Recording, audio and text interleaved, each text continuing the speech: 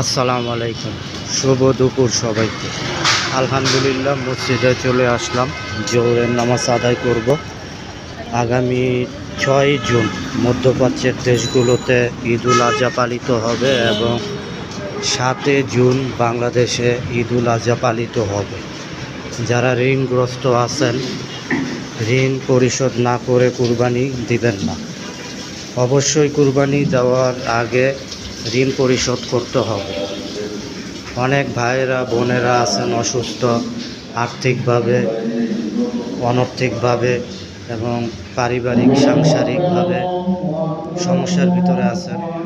এইসব ভাই বোনদের জন্য মন থেকে এবং অন্তর থেকে দোয়া এবং শুভকামনা রইল। আল্লাহ পাক তাদেরকে ভালো রাখুক, সুস্থ রাখুক, সবার মনের নেক মাকসাদগুলো পূরণ করুক, এই কামনাই করি। সবাই ভালো থাকুন।